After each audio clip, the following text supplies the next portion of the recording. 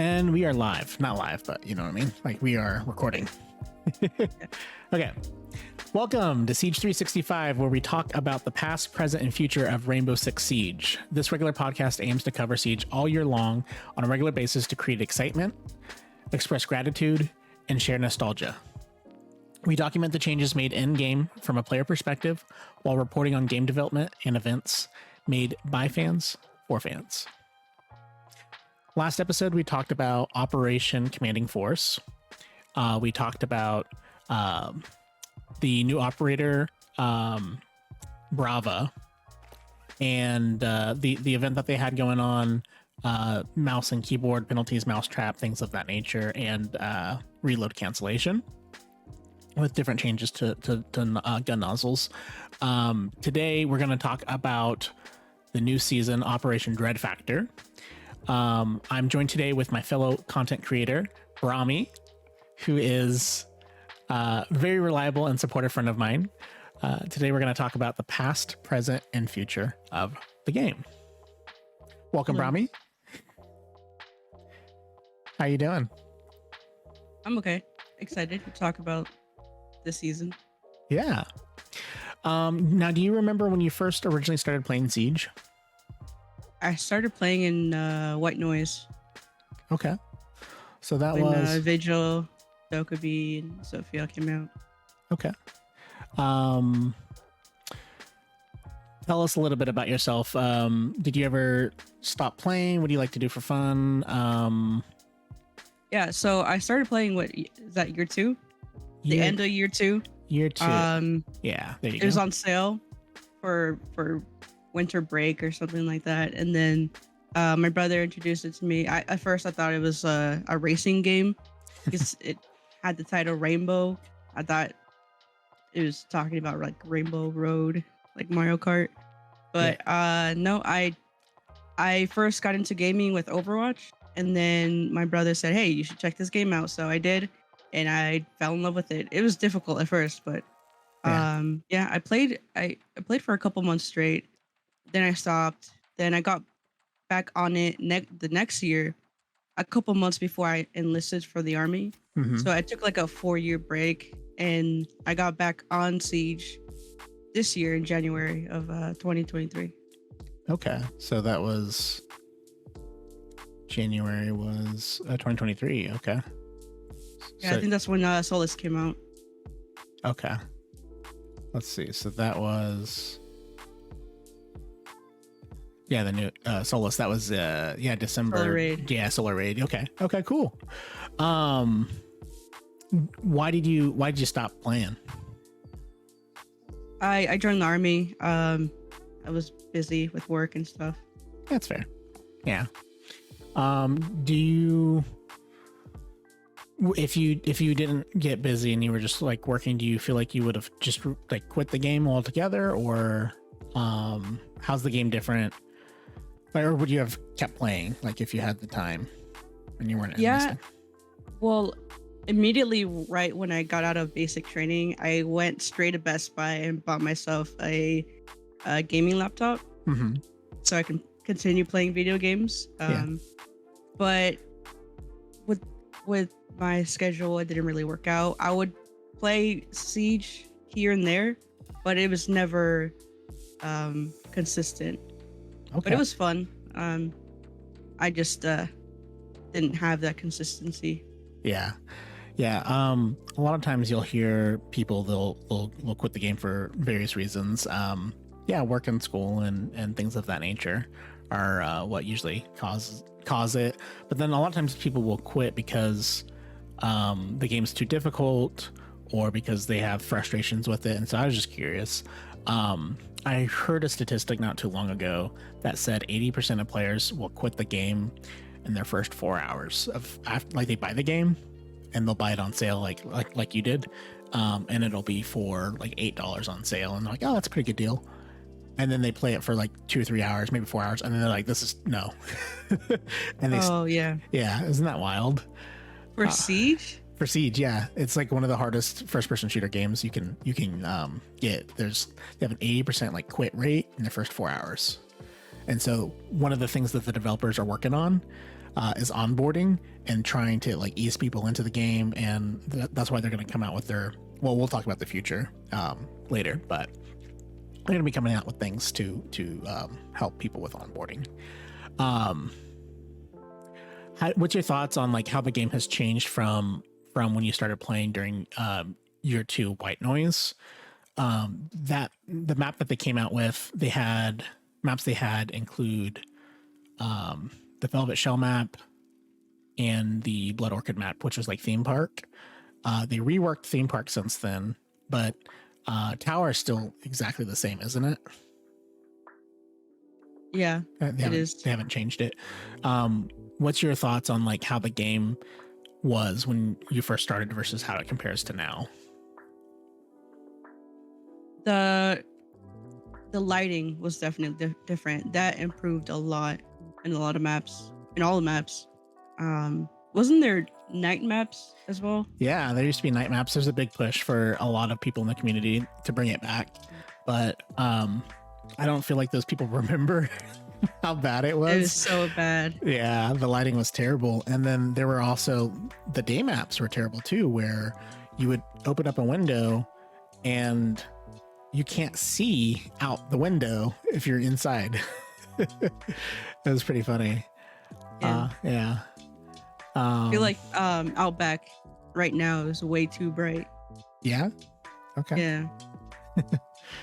You're probably right there. I haven't actually noticed or like paid attention to that, so that's cool. It feels like I need to wear sunglasses when I play the map. yeah, for sure. You mentioned you thought the game was like a racing game because it's called Rainbow Six Siege. Yeah. I always thought that it was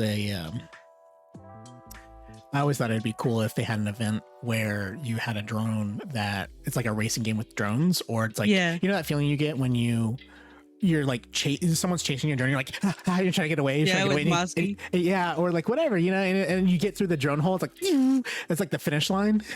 Yeah. That's the best feeling in the game. Next to like clutching, you have that like heart pounding effect. Yeah. Yeah. Actually, so I used to, back when I played in 2017, I would have drone races with my friends in favela. Really? Like just going all around the map. It was so much fun. That's so cool. And then you know how there's soccer goals and soccer balls? Yeah. In that map. Uh-huh. It's client-sided, but still, like, we would have fun playing soccer. That's cool. Did you know, on favela, if you knock the soccer ball into the goal, it says goal. There's an Easter egg where there's a guy in an apartment and he goes goal. Yeah. It's great. I love all the Easter eggs in the game. They also have one in on Villa where there's Tachanka, and you melee an art studio, and it's a Tachanka statue pops up. Did you know about that one? Is that on Villa and art? Actually, no, I don't. You don't? I'll have to show you sometime. It's actually pretty cool. I know about the Tachanka with the loincloth. Yeah, I think that's the same one. Yeah, it's like, is that Stadium? No. Okay, so we must be thinking of two different things then, but it's not Stadium. I know they have something with Stadium too, but I'll show you on Villa next time we play. But okay. But yeah, pretty cool. I always thought it, okay, so White Noise, keeping on track. They came out with Dokubi, Vigil, and Zofia. How do you feel about that? And then they came out with a new map, new gun, and a bunch of like new patches and stuff back in 2017. How do you feel like that compares to now? I don't know. With Dokubi, she's always been a strong operator since she came out. Her weapons, her kit was really good. With Vigil, at first I didn't know what he did, but I never really played them. With Dokubi, I really liked her DMR. Yeah. But I mainly just play Sophia. I was a Sophia main back then. Okay. Yeah. They definitely nerfed her, made her slower. Yeah, that's back when her recoil was pretty good. Yeah. Yeah. A lot of people, they'll look back at Siege during like year 2, year 3, and they look at the content, right? So like back then you had 3 operators came out in one season. Now I had you no idea. yeah. Now you have one operator per season. And I feel like that's a lot healthier for the game, because like if you look at Fenrir, his gadget's pretty strong. So the meta has to kind of change and not like change to what he's doing, but then also the developers, there's like bugs that come out and new interactions with the gadgets and stuff like that, and it just gets very complicated. I feel like having one operator per season is very healthy for the game, because then it allows the developers to patch bugs, then also the meta to change, people to adapt, and to also learn the new characters, instead of just having like all this content thrown at them at the same time. That though it is nice getting like lots of content. That is pretty cool. So Yeah. And then yeah, so we were talking about like racing game, 3 operators, the drone event. You and I were talking a little bit before we started the stream about like you thought it would be really cool if they had like a map builder or workshop. Yeah, like in Overwatch. Yeah. So, can you elaborate a little bit about that? Like, what do they do in Overwatch? So it's a workshop where you can build maps, or change the kits in the operators or the heroes. That's what you call them in Overwatch.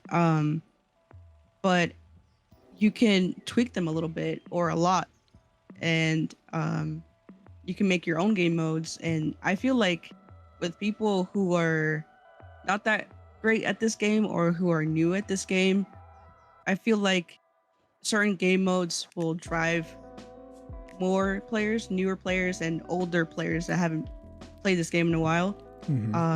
If they can make their own game modes, or people who are really good at making games can create like popular game modes that people would drive into playing this game more.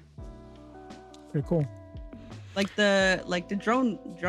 Yeah, like racing. I could make a drone racing game, or within Siege, or like at my own event, and you could just call it like custom events, you know. Yeah, that'd be cool. Custom games browser, I don't know, but yeah, I know a lot of people who play Overwatch don't even play the main game. They play custom games, really, like Anna paintball or something like that. But yeah, it's a lot of fun.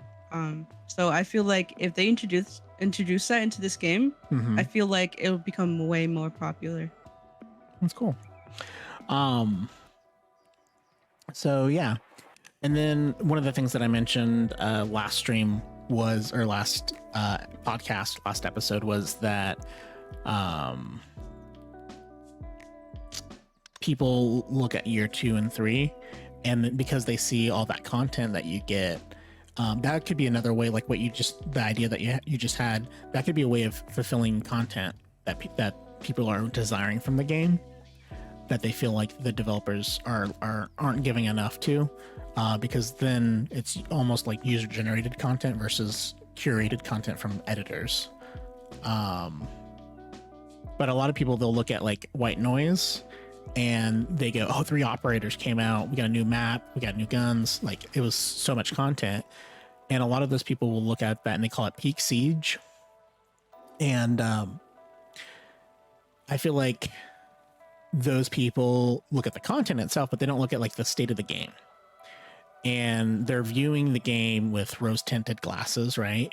Where they're like, oh, you know, they have nostalgia where they're playing with their friends. There's all this content coming out and there's like excitement around it, but they forget about things like the lighting, you know, or they forget about things like the T. I don't know if you ever saw it, but there's, before Operation Health, you would spawn in and you would just be like a stick figure like this, and you would hover around the game. Or the raptor legs. There's oh yeah, where your legs would bend backwards, and it was like you're a dinosaur running. And then I remember being on PlayStation, and people would just go underneath. There's like spots where you can just go underneath the stairs, and as people walk up the stairs, you just shoot them. And there's just so many bugs. And what I was saying last season was I actually would make the strong argument that Operation Commanding Force, when Brava came out, was the best season that we've had, like ever. Yeah, that's actually when I came back. Yeah. Yeah, it was Solus. Yeah, it's right after Solus. Right. Yeah. So Solus came out. Now when I started this podcast, it was Vector Glare, and that was when I hit Diamond 3 on ranked 1.0, and I solo queued it, and there was a ton of hackers, and I got robbed my diamond charm because I had so much rollback and then forward rollback and backwards rollback that it was just like this yo-yo effect. And by the time I ended the stream, 15 people got, or the season, 15 people got banned, or I lost 15 games and 11 people got banned. But I know there were more people who were cheating, who kept their rank, and I didn't. And then Brutal Swarm had a lot of client side issues, like when you booted the game. I don't know if you didn't play. He looked like a praying mantis almost. Like the game would boot and his character model would just be like all spazzed out and weird. And in the lobby, and just like how Fenrir's on the main screen, and just kind of I don't know if you can see my screen, but how he has his little disc up and he is doing stuff. On Brutal Swarm, it was broken from the main screen. Even like there's so many bugs that were client side that it was kind of embarrassing, honestly. I don't know if you can hear it. Sorry about the background noise. There's like a truck backing up, but we'll edit that out.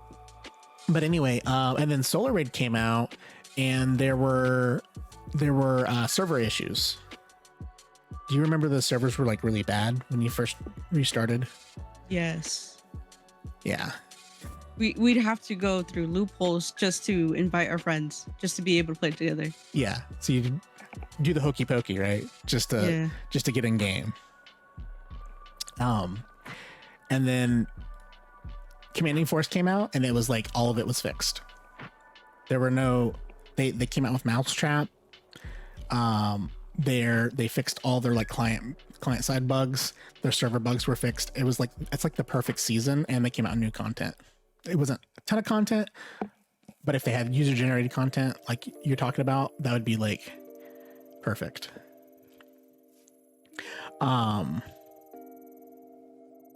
Let's talk about the present though. That was a long tangent. The present season is Operation Drag Factor. You've had a lot to play. You've played this season a lot, I take it, yeah? Yeah. Have you looked at like what do you think about the current season? Like they came out with a new operator. What do you think about him? And then like the arcade playlist and the shooting range. Oh yeah. Okay. So yeah, the shooting range, I love it. I love it so much. I like that they implemented like aim labs, shooting the balls. That's a lot of fun. Just listen to music, zone in, just shoot. That's what I love to do. What else? The playlist, the arcade playlist. Those are actually really fun. I haven't really played that much, but for people that just like those type of game modes, just play that instead of actually playing ranked or unranked or even casual. Because even with another game, like for me, Apex, I'm not really huge on battle royales, but I really like the arenas. And then they took that out, and now I don't play that game anymore. Yeah, I loved the arena. They took that out. Yeah, I love that. I wish they kept that in, and then I wish they added a objective like a spike plant, and then it's like a mini Siege or mini Valorant. Yeah, that was a lot of fun. I can't believe that's why I really think the workshop would be a really great idea, because people who have really great ideas can implement that, can tweak a little bit, and then work that into their own custom game within the game. Yeah, make their own arcade or their own event. for sure. Yeah, What do you think about Consulate? I hate it. Really?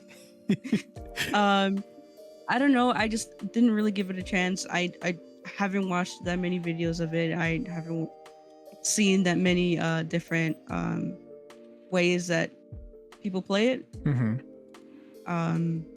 I haven't played that much ranked this season compared to last season. Last season I played over 750 ranked games. Ooh. This season was probably 100. Okay. I'm just under 300, I'm pretty sure.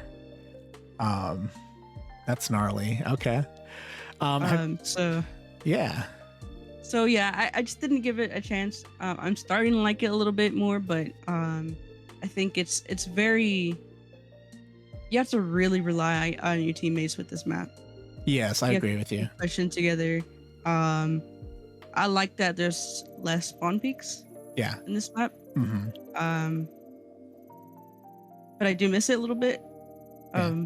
I like sometimes re-peaking spawn peaks and they get mad, but that's another thing. But yeah, I think I just need to give it a chance. Yeah, that's cool. I think my stance on it is that they got rid of a lot of those long bullshit angles. So if you played the original Consulate, you could look all the way from like the gate outside with glass all the way through the lobby, the spiral C-desk lobby thing. Yeah. All the way to the back of Spiral. To the back of the map. From the front of the map.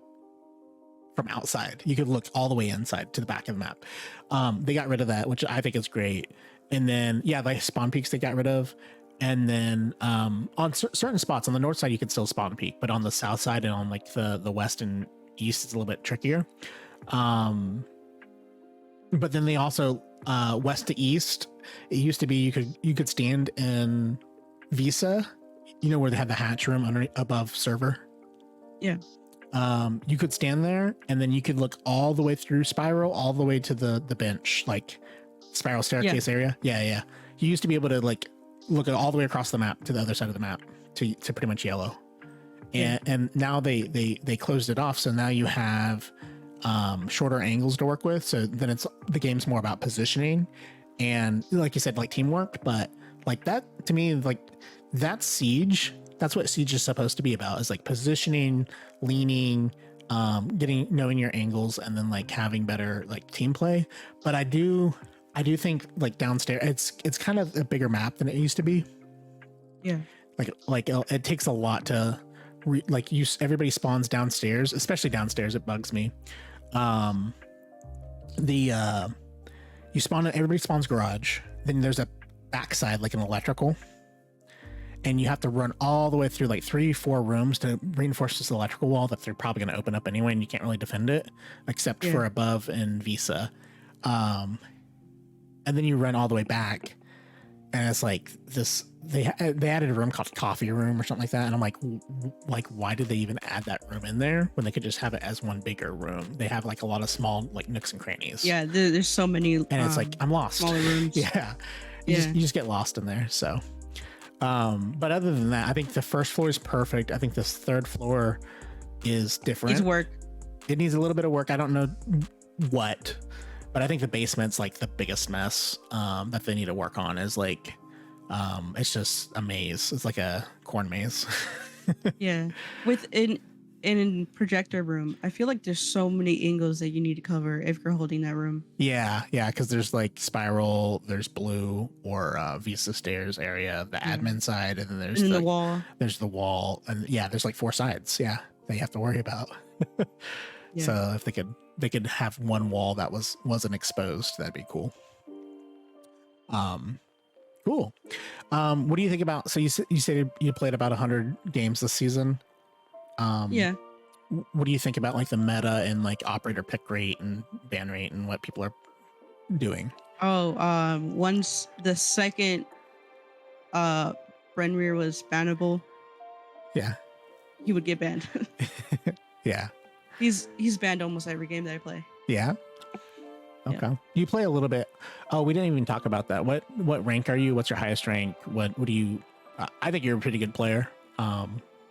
But what elo level do you usually play at? Thank you. Even though I don't believe that.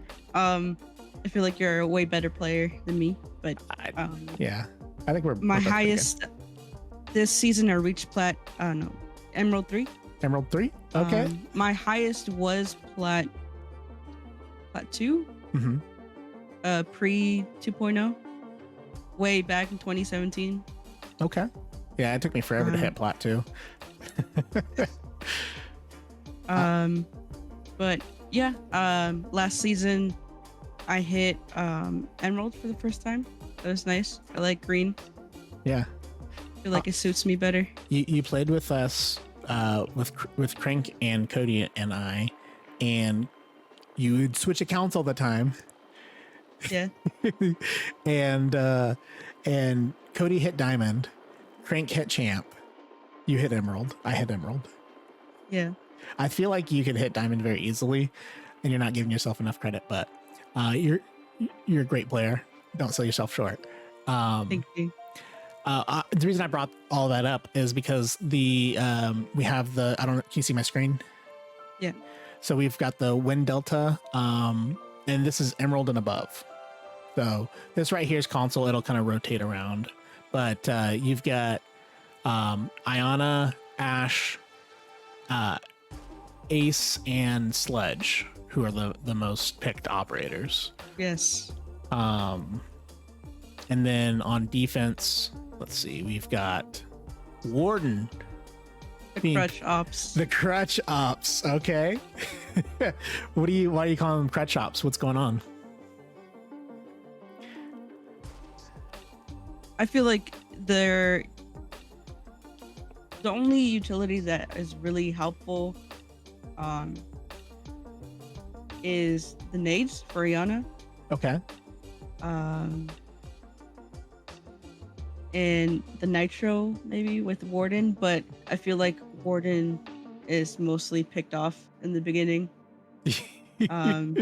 They usually roam. Yeah. Which I feel like Warden should actually be in sight, because the whole purpose of his utility is to see through smokes and deny plant flashbangs. Yeah. Yeah.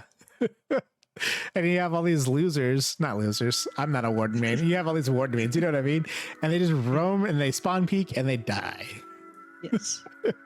But this is the first time you're seeing Warden in the meta.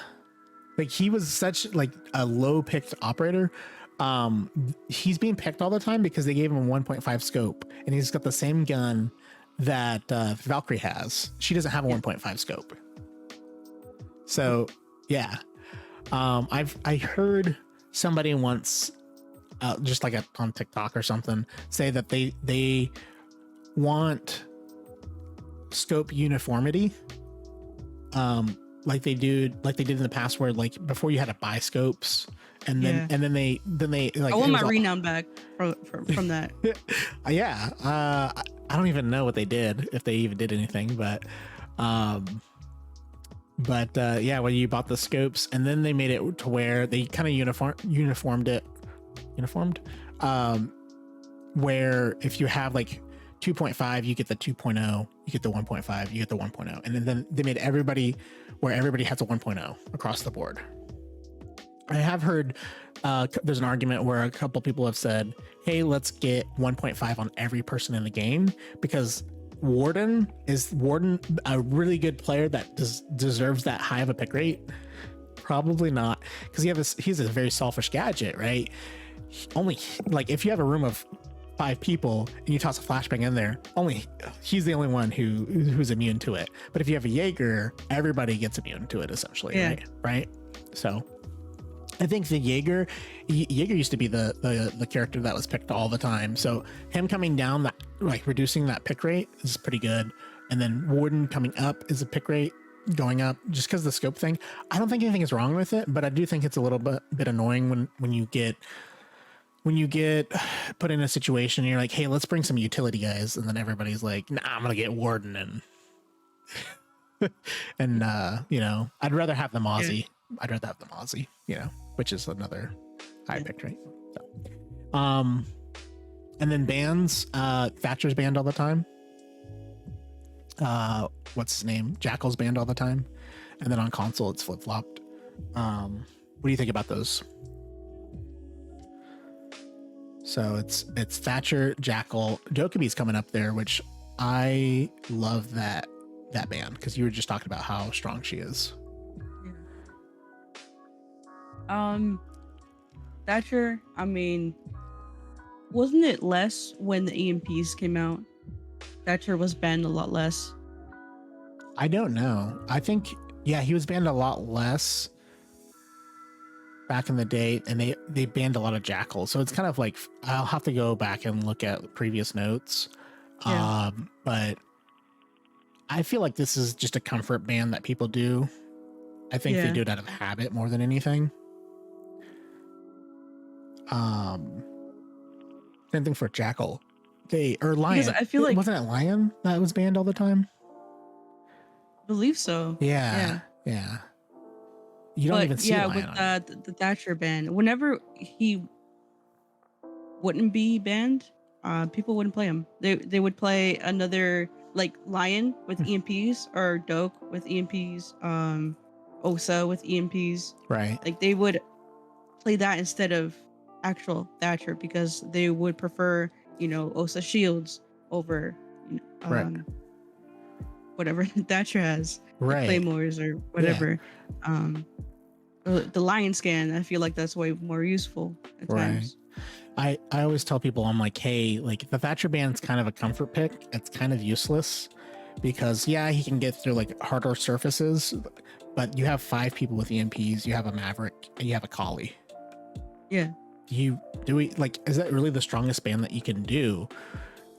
If you leave the Thatcher up, you can bandit trick the Thatcher. You can't really bandit trick a Maverick. You can't stop.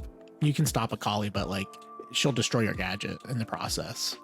Yeah. The Thatcher doesn't destroy gadgets anymore, so it's kind of a wasted ban in my opinion. But everyone seems to be doing it, except for a few people. It looks like Dokubi's the new pick. She has EMPs too, but she can also call. She was buffed recently, where when she calls you and you're dead, you can't see chems at all. Yeah, I think that's way stronger, and she has smokes and a Gon 6, so she can get rid of the utility too. So anyway, there's that, and then on defense, Mira and Fenrir, like you said. Yeah. So he's a strong, definitely annoying. Yeah. I have seen that people have you shoot a hole, and if you have like a hole in a wall or in a ceiling, the Fenrir gadget will actually clip through the because you can throw them, so you can put them like on the ceiling, and then you shoot a hole above it, and it'll clip through the floor. So when someone's walking over a floor, they're looking for a Fenrir and they can't find it because it's in the room underneath. Oh, okay. It reminds me a lot of when Smoke was played in Pro League. They would do this thing where they would throw it in pink on coastline, and the smoke would clip through the wall to deny plant. Oh, okay. So I think he's kind of broken right now. I think they need to fix him and the clipping issue. But and then Mira's pretty strong ban, I feel. The Kaid or Cade, and then Capkin's like huge on console for some reason. I don't know why. Well, especially because Iana and Ashe has such a high pick rate. Mm-hmm. Those are operators that can easily rush or knock even. Yeah. So, people who usually play those characters or operators, they tend to ban Capkin. Right. Okay. Cool. Oh, have you seen Sledge Rush? I think that's the new thing. That's a new thing. Like I've seen so many people that Sledge Rush. Okay. Even though he is a 1-speed. Yeah. He's got enough to get rid of castle barricades and barbed wire. Makes sense. Yeah. Yeah. Although that's easily punished in high elo, I feel like in maybe plat, low emerald, you can get away with it. That's you can get away with it. Yeah. I'm in plat 3 right now. The highest I've been this season is plat 1, and I haven't seen a Sledge Rush yet. So maybe I have, and I'm like, what the fuck? Can I shoot him or something? No, but we had we played together, and we had a teammate that would do that all the time. Really? I just thought it was someone being an idiot, but that's funny. You have to tell me after the podcast Yeah. who it was. Yeah. Yeah, that's funny. Okay, so we talked about the meta picks, bans. We talked about the big seasonal changes, right? Including Fenrir, the consulate rework, shooting range, permanent arcade.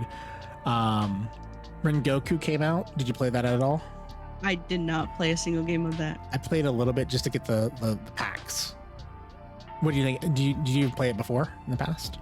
No, I've never played it. No, it's actually a lot of fun. It was a lot of fun. You had these like darts and you would throw them, and it's like a zombie, not darts, but knives, and you would throw them and you could kill each other instantly, and then they had different effects. It was a cool little custom event. Okay. Let's see. And then Thorn 1.5. Thorn, yes, thank you. Thorn 1.5 is a huge thing. They recently changed. Was that on here? That's been a big meta scroll change. down a little bit. Yeah, Yeah. the first one. Yeah, they added that to the UZK, her gun, which hits like a fucking truck. They give her a 1.5. I love it. Yeah. But it goes back to now everyone's picking Thorn, so it goes back to that, like, is she actually a good character like Warden? Or is it just because she's a crutch op feel like- with a 1.5 scope? And is it a bad thing? I loved playing Thorn, Mhm. but I didn't really like her weapon as much. Yeah. And I think adding the 1.5 actually improved that a little bit. Yeah. But if you pair the Thorn with Melusi, Yeah. I feel like that's really, really strong. Mm-hmm. Yeah. I think her pick rate's definitely going to go up sky high. There is let's talk about controversies involving Thorn. And then before that, I just kind of made a note here. There's the observation blocker gadget, and then there's Thorn. But let's talk about the controversy involving Thorn. So do you like her with the 1.5 or no? Or sounds like you do. I do. Yeah, I do. I do too. What do you think about Ubisoft adding it and then adding an elite skin? The elite skin. I love it. I like to do it. I bought it. Yeah, I would prefer someone else to play Thorn over me because they would most likely have the skin. I would prefer to look at it than play her myself. That's fair. There's a controversy that Ubisoft they make these tweaks to the game to make more money. Have you heard this? That makes sense. So like they buffed Thorn, but they had the elite like ready in their back pocket for a while, Yeah. and people are saying that. I don't know if I necessarily agree with them, but like it's always kind of been a business model where they come out with a really strong character and then they expect you to buy it. Lion, Ella, stuff like that. Like Ella was broken when she came out. But Thorn, they have this in their back pocket. They're like, here's the elite, but her pick rate's so small, right? Buffer. Simple as that. Yeah, they just gave her a 1.5. At the end of the day, it's a business. Yeah. It's something that people wanted to make money out of. Yeah. So it's like, is that a bad thing? Is it a bad thing if they take it away though? Because then it's like all these people pick her. I don't think they're gonna take it away, but I don't think they're gonna take it away for gameplay. That's bad business, but yeah. But no, I don't think they'll do it. I don't think so either. I think they'll leave it on there, but yeah, that's a controversy that was kind of going on. People are like, these people are smart, and I was like, yeah, they kind of did. But also they did it with the battle passes and the new characters for the longest time. For a while they were coming out with really strong operators like Ella and Lion, and then those operators are really strong, and then they lock them behind a paywall for like a week or two, and they're like, hey, if you want to play this character, you gotta pay money, and they were doing that, and then Lion was broken and he had 100% pick rate in Pro League for an entire season, and they introduced quarantine zone. Like when they come out with a new operator, they can't be introduced into Pro League until the next season, because if they're broken, they have to give Ubisoft time to fix it and for the meta to adjust. And Pro League players play for real money, right? Yeah. So that's like a big problem. So they had a quarantine zone. Then they got really good at balancing their characters. Their balancing team said, "Hey, let's get rid of quarantine." And then the operators were kind of weak, so they would launch them kind of weaker. Where let me see if I can pull this up. If you look at Sense was kind of weak when they came out. Roadmap seasons. Here we go. Sense was weak. Grim was weak, and they had to buff him. So Sense actually has a pretty good gun, but when they came out, everyone was saying the gun was squishy. Grim still would arguably be kind of a weak operator, but they buffed him. And then Solus has been pretty good since then, and they've kind of fixed it where these operators aren't overpowered. But I would say Bravo was a little underwhelming. Sense was definitely underwhelming, and so was Grim, but Solus has always been pretty good, and so is Fenrir. Yeah. So, but anyway, yeah, it's a business. Another controversy that they got going on is that they're not fixing bugs in the game right now. Yes. But they are launching content, which is something that makes some people upset. They've come forward and they've said their bug team and their content team work separately, and they're two different departments essentially. But like they came out with the Thorn Elite, and they came out with all this content for Battle Pass for money, but then like Gym Hatch is still bugged today. Yes. And so still after what, three patches. updates? Yes. Yeah. They've had 3 patches this season, and you can go into Canal, and if you played Basement Site, you can't reinforce the hatch above. Yeah. It's like cool. But they're doing things like adjusting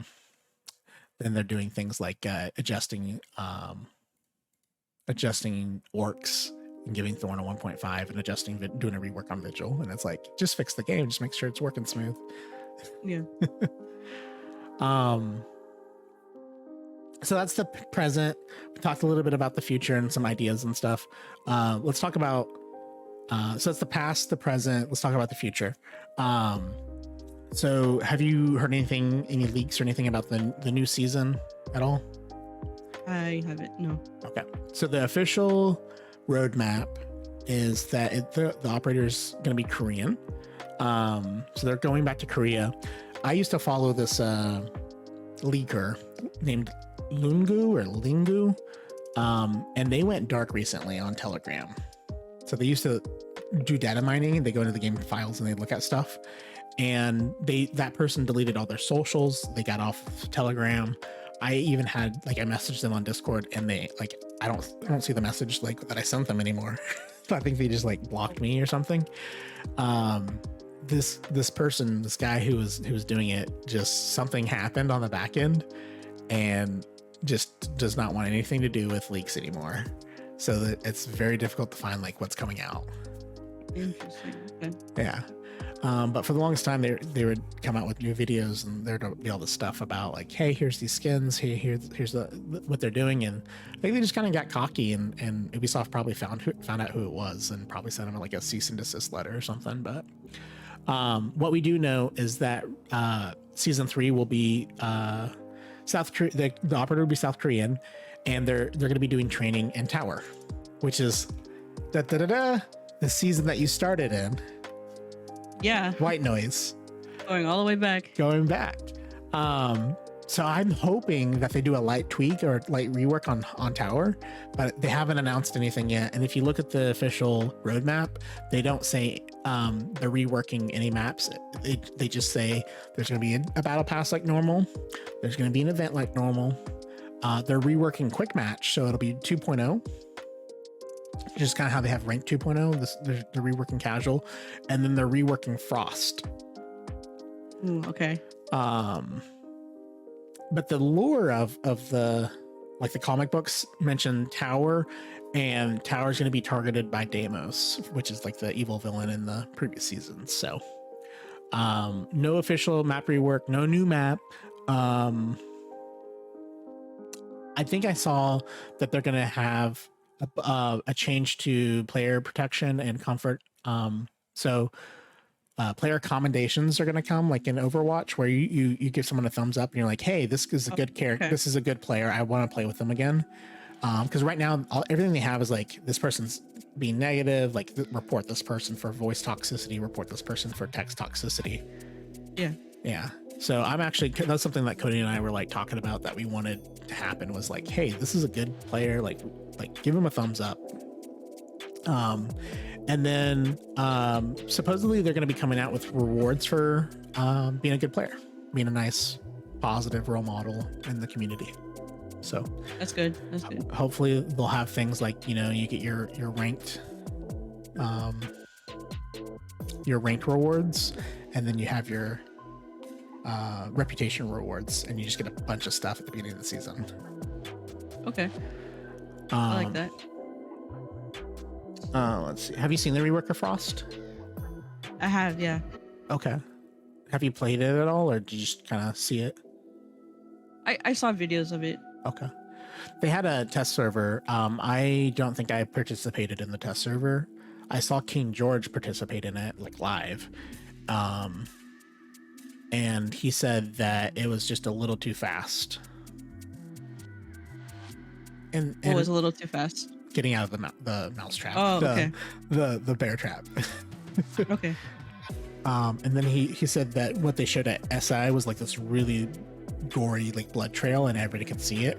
Now it's just footsteps. Yeah. Now it's just footsteps, kind of like I saw that. Like Jackal, yeah.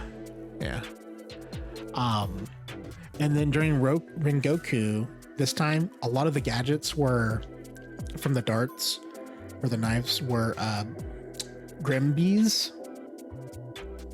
And what I have found is that Ubisoft on the back end will use events as a way of testing future stuff. Okay. So in the past they had Operation Outbreak, and in Operation Outbreak they had these characters like zombies that were big and huge, and they would charge at you and they knock you back. Yeah. And you'd go boom, and you go through a wall. That was Nomad. Oh, okay. They invented like Nomad out of that feature, and this last event that they had, Rengoku, they had the bees did damage. So I think what they were testing was, should they add damage to Grimm's bees, like they're stinging you, or not? Mm. And I think they're gonna come out, they're gonna rework Grimm a little bit and buff its gadget. I think it'll do a little bit of damage, to enough to where you don't want to run through it, because right now you just get pinged. Yeah. You just get pinged. Yeah. There's no. I like to run into the bees when I see bees. Yeah, it's like I just scream bees, and then I just run into it because it's just so much fun. Yeah. But yeah, if they do damage, I think that would be a good buff for him. Yeah. So we'll see if that comes out. We don't know what the new event is. It just literally just says event. They've already done Rainbow is Magic, and they've done Rengoku. I bet season 3 it'll be Halloween. I'm sure during that period they'll just have a Halloween event, and then during season 4 they'll just have a Christmas event. I think that's all. They do that every year. So yeah. So yeah, there's that. And then they're gonna have spectator mode. Don't know what that is. For quick play? I think it's for ranked. It just says spectator mode. That's all it says. Player comfort and onboarding. So I bet that's like a way of like, you could hop into a ranked game and watch other teams play, but not participate whatsoever. I don't know about ranked. Maybe unranked, but I think most likely quick match. Yeah, probably. Yeah.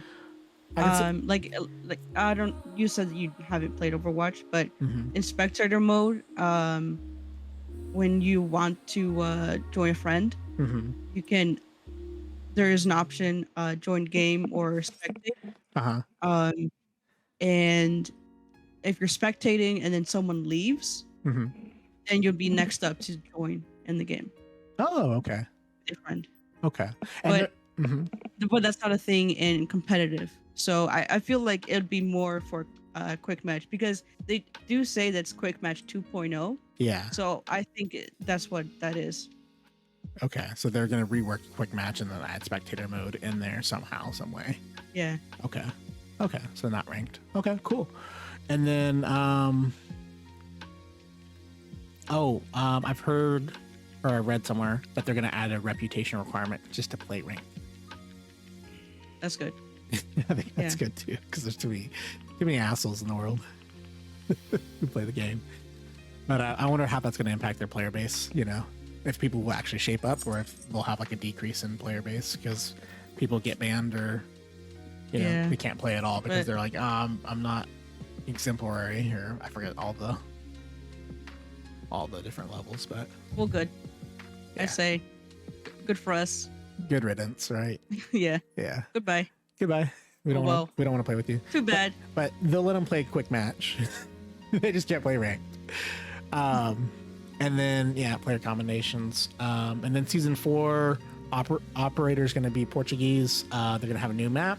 And then they're adding AI to the game to where it's onboarding. So you can run strats, and the operators, they looked at player data, how people build how people build default on defense, and then that way you can actually go up and attack a default map and then make your own strats. That. I think that's really cool. I'm really excited for that. They're also going to rework shields, so like Montaigne and Blitz and Fuse, all the shield operators. Oh, with the Oryx ability. What do you mean? I don't know about this. Like bash them? Maybe. Is that you didn't see that? Where Blitz can bash like Oryx? Oh, okay. So you can charge and bash you with the shield. Yeah. Oh, cool. Okay. I like it. I just know they're reworking shields. Didn't know what they were doing. And then some stuff with controllers remapping on consoles. So pretty cool. With that said, let me pull up the without breaking this. Let's come out with a new guesstimate on the news when the new season drops. And actually, I think it's going to be pretty easy because they have listed in game 33 days. So in a month now. Yeah. So in 33 days, they'll come out with, in about a month, they'll come out with the new season. So yeah, that's what we can look forward to. This ran a little bit longer than expected. I'll go in and I'll trim it down, and somehow we'll make it like 10 minutes long. That's my goal, but it'll probably be like longer than that. Only 10 minutes? Well, I feel like this was a good. This was an hour. This is an hour podcast. This was great. Thank you so much for this. Yeah. I really appreciate you being on the podcast, but I'm gonna try to get like a recap of like tidbits, 10 minutes long, and then toss it on TikTok, and then I'm also gonna have a long form on Spotify. Okay. Sound good? Anything you wanted to add to the podcast today? No, I'm just excited to continue playing the season, and then excited for the new season in about a month. So yeah, I'd love to have you back on the podcast. If this is a little too long, just let me know next time. But we're gonna go ahead and conclude. Thanks for tuning in to our listeners to Siege365, where we talk about the past, present, and future of Rainbow Six Siege. This regular podcast aims to cover Siege all year long on a regular basis to create excitement, express gratitude, and share nostalgia. We document changes made in game from a player perspective while reporting on game development and events made by fans for fans. Join us next time, where we'll talk about the reveal of the next season and anticipate the Portuguese. We don't know what it's called yet, actually. That's the first time since I made this podcast we didn't know the next season's name. So leaks are tightening down. It's hard to do that. So this recording will soon be available on Spotify, TikTok, Apple Podcasts, Amazon, Google Podcasts, and more. Thanks for watching and listening, everybody. Farewell. Goodbye. Bye.